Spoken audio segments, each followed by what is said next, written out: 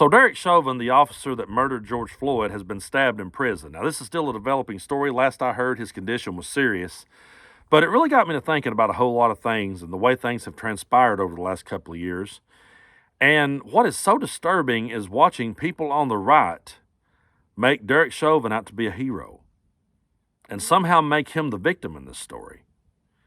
And we see them make heroes out of Kyle Rittenhouse and make him the victim in the story. And we see them make the January 6th insurrectionists heroes and somehow make them the victims in the story. It's them that's being persecuted.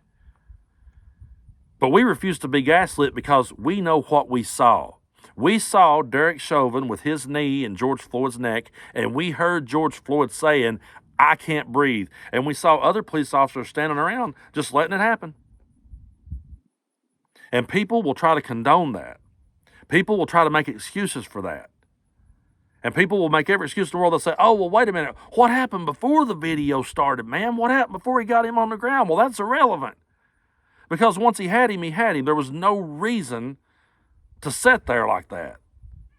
Well, George Floyd was a criminal. George Floyd had a criminal past. That's irrelevant. The cops are not there to play judge, jury, and executioner. The cops are there to bring a person to justice. And that person, no matter who it is entitled to a fair trial. You should not want the cops to be out here playing judge, jury, and executioner. And it was so strange to me watching people that I grew up with, because I grew up here on the southeast Kentucky, East Tennessee border, around a whole bunch of redneck people. And I can tell you that when I was growing up, rednecks and the police did not get along. But then after George Floyd was murdered, I noticed so many people around this part of the world suddenly, we got to respect law enforcement, and they started flying these back the blue flags off their barns. And when I pointed out the obvious blatant racism in that, they tried to gaslight me and say, "Well, you're a racist for seeing it." But we know what we saw. With Kyle Rittenhouse, we know what we saw. We know his mother took him there and dropped him off in a place where he had no business being. We saw what happened on January 6th. Doesn't matter what was going on down the road at Ben's Chili Bowl. Doesn't matter if somebody was having a nice day. Doesn't matter if it was sunny that day. None of that makes a difference.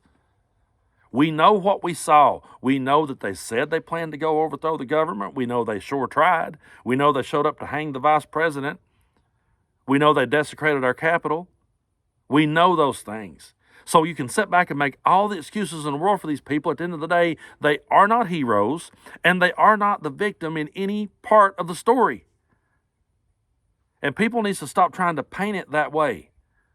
But you know what's even more disturbing to me? I could understand Derek Chauvin, Kyle Rittenhouse, the January 6th insurrectionists. I could understand them having sympathizers. I mean, hell, Ted Bundy had women writing him love letters, okay? Charles Manson had a fan club. People wrote to him all the time. There's always going to be somebody out there deranged enough to support that kind of lunacy.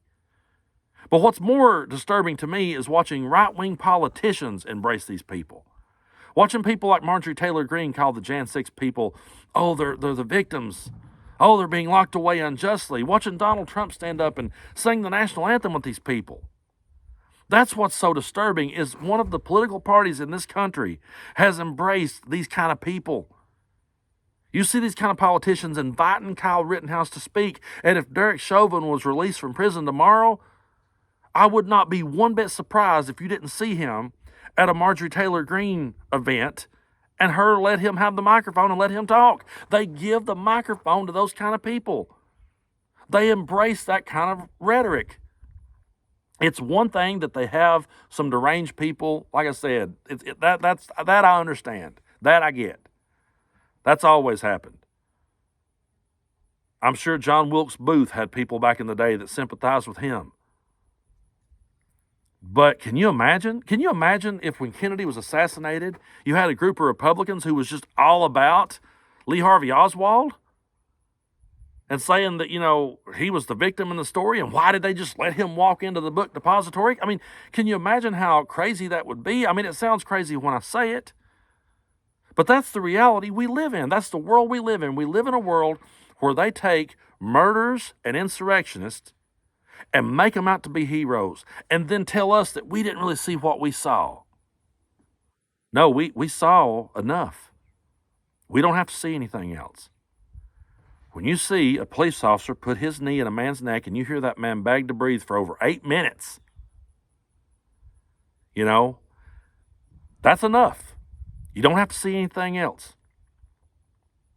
That cop shot Jacob Blake how many times? 7 times in the back at point blank range. And people said, "Oh, that was necessary." I'm like, you know what? Okay, let's just really think about this one for a minute. I'll give the cop maybe 1 shot, maybe. But what's the reason for 2, 3, 4, 5, 6, and 7? Because you know what would happen if someone broke into your home and you shot them more than once? They would tell you that was excessive.